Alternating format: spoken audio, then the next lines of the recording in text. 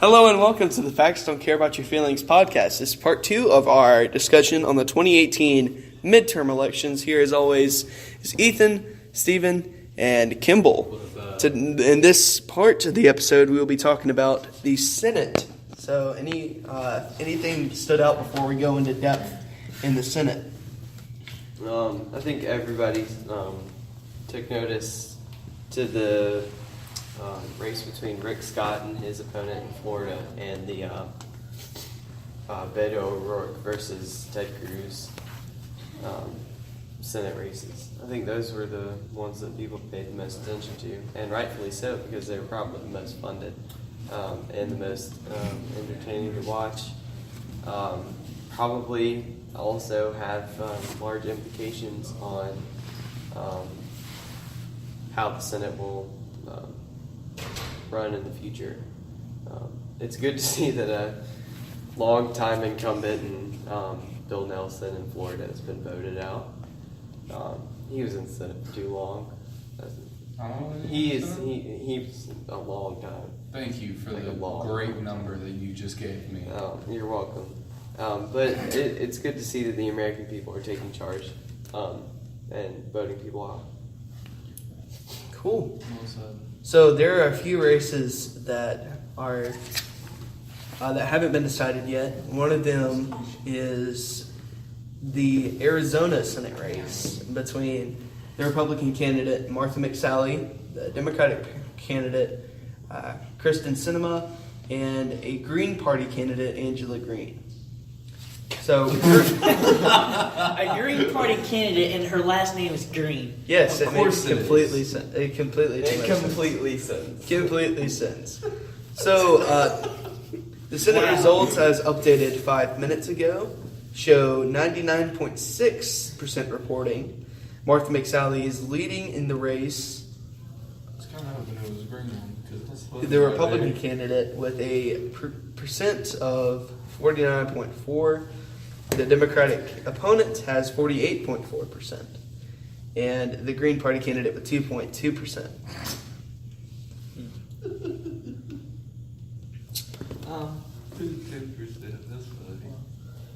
So that one has not been called yet. It looks like Martha McSally may in fact win, and she's the incumbent, right? No, she is not. Oh. There is no incumbent in that race. Oh, it's replacing Jeff Flake. Oh, he resigned, didn't Yeah. he? So if that race does go Republican, which it is likely to, the Senate will go to 53-46 for this. Was the previous Senate Republican? Huh? I don't remember. Yeah, the previous Senate was 51-49 Republican control. The Florida race was mentioned a little earlier. Rick Scott. It's a very close race, just by looking at this. 100% reporting. Rick Scott with 50.1% of the vote, and Bill Nelson with 49.9% of the vote. Wow. Very close there. It could be headed to a recount. In fact, according to Florida law, if they're within 0.5, it will go to a recount. So, race not quite official yet, but it looks like Rick Scott has gone from governor to senator, representing the area. and I wonder what makes all these states such a close race. Oftentimes, I imagine it would be because Republicans want, obviously, their party to have control of the House and Senate to improve their elected president's agenda, and also the Democrats want to have a say in their party platform, so that's why they are striving so much to vote. And they did successfully gain the House, obviously, but as we're with the focus on the Senate, even there are so many close races, and the majority we have, didn't Republicans lose seats, even though we still remain the majority? In the Senate? Yes. No, we gained seats. We did? Yeah. Mm. Was it like 4 I think the Senate is a more accurate representation of how the American people will vote in 2020. That's There's very less good. people to vote for, right? Because everybody votes for the Senate. Well, that's true. Everybody votes for the Senate, not just one specific area. Yeah. Yes. Going back to Texas, you guys mentioned as one of the interesting races. Ted Cruz against Beto O'Rourke. Mm-hmm. Ted Cruz with 50.9% of the vote. Mm-hmm. Beto O'Rourke with 48.3% of the vote, with 97.5% reporting. Mm-hmm. So this was in the media for the entire campaign. Since the primaries were over, we had heard this race between Beto O'Rourke and Ted Cruz was going to be very tight, and it ended up being pretty tight. What does this say about the people of Texas? It says the people of Texas know what they want. They chose the incumbent. I personally, I believe that Beto O'Rourke did run a very good campaign, especially in Texas, where They're mostly red. they haven't had a Democratic senator, I think, since 1979. It's been since the 70s. Yeah, but I think that was the last time they voted in or a Democratic senator beat a incumbent Republican. So I think Texas is going to stay red for the 2020 election, but past that, I feel like it's still going to we be might close, though. Texas might be a toss-up in the next 5 to 10 years from now. Yep. Well, I think it I goes feel to like show. it's still going to be close in the next election, though. Right. And I think it goes to show you that even though states that have been predominantly red on the map, I think it goes to show you that in the next presidential election that you can't just count on those states that you know have been predominantly red. I think that they need to focus their campaign more on all those states in this midterm that have been so close, because it's looking like that they're beginning to be more open-minded for the candidates that they want and not just voting straight ticket for one way. Vote red.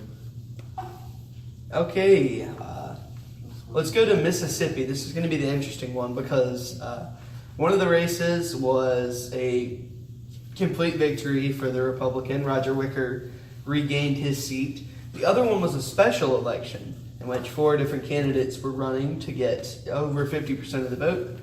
2 candidates got close, and they will be doing a runoff on November 27th. Cindy Hyde-Smith is the Republican incumbent who replaced someone there in Mississippi. And Mike Epstein is the Democrat who will be running against her.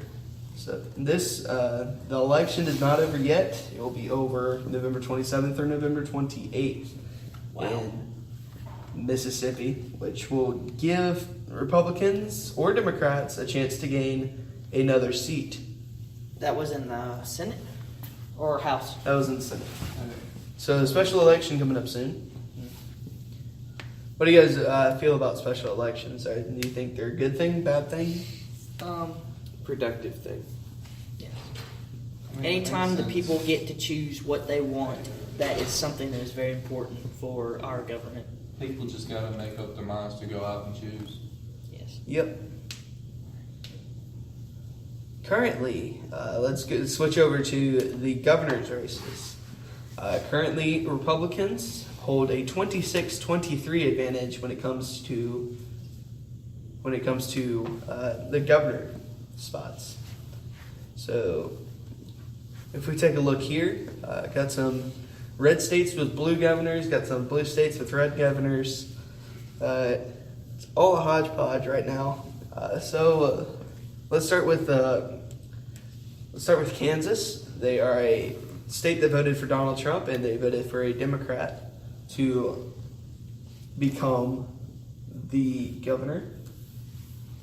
The current governor was defeated in his party's primary. So it will be Laura Kelly, the Democrat, who will win. There were 2 independent voters and a libertarian who received significant numbers of votes. Do you think that harmed any chance of the Republicans in that race to have a libertarian and 2 strong independents? I mean, if you have 5 candidates in election, you're going to have some votes taken away from some different parties. That's very true. So, in the U.S. House, they have 4 congressional districts, all of which are Republican, and they have a Democratic governor. Yes. I think it shows kind of what Sorry, they have 4. One, actually, the incumbent lost. It is now a Democrat that will be taking over. In the Kansas House. Well, the U.S. House, District 3 in Kansas. So they have a Republican in the House? They have 3 Republicans, 1 Democrat after this election. Well, I think it goes to show you that how many more states are voting split ticket. And that's good for the voters because that means that they are actually going through the process of deciding what values they wish to see upheld more than others. And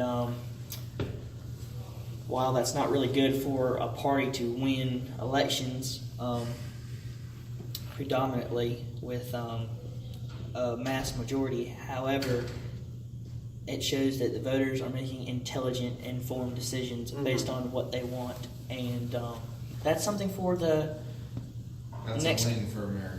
That is a win for America. They're making informed decisions, but I think it also means that the next people that are up for election need to be very decisive in what they say and figuring out what exactly these people that are making these informed decisions want to see with America, and they need to campaign in those areas. I'd also like to point out that a Kansas Democrat is a lot different from a New York or a California Democrat. That's Very also true. true. So, someone from Kansas who's a Democrat probably appeals to voters there in a different way than a.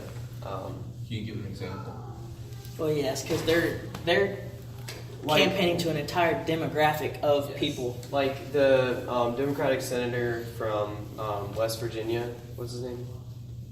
I can't remember. But anyway, he voted for Kavanaugh because he knew that that's what his constituents would want.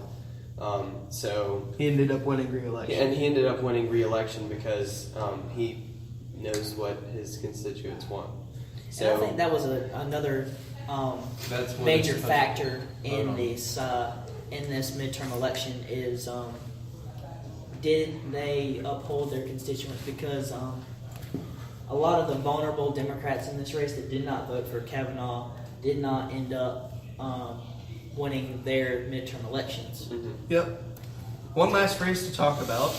It is the Georgia gubernatorial race between Brian Kemp and Stacey Abrams with a Libertarian in the mix. So in Georgia, the rules are that if the 2 main candidates do not get over 50% of the vote, then it goes to a runoff election. And currently, with 99.8% reporting, Brian Kemp has reached that 50% quota right there. He's at 50.6%. Abrams is at 48.4%. And the Libertarian is at 0.9%. So, very close race here. Well, I think if you watched a lot of their campaign ads and such, mainly for Brian Kemp, he had several very right-wing ads, and a lot of his opponents, the Republican too, they were just campaigning that they were so right-wing and politically incorrect, and over several issues, and and to say like that they were showing their values, but displaying them in such a right-wing way, it's just, I don't know. I don't know if that contributed to. So Stacey close Abrams race. has not conceded the race. She Right. still believes there are some votes that could help to swing it, but I guess we'll find out soon on that one. So thank you for joining the Facts Don't Care About Your Feelings podcast. Oh yeah, closing statements. We got 30 seconds. I don't really have anything. Kimball. I'm a freaking libertarian. Like I said, mixed emotions. It's going to be interesting 2 years. Yes, very much so. So thank you for joining the podcast. We'll see you next time.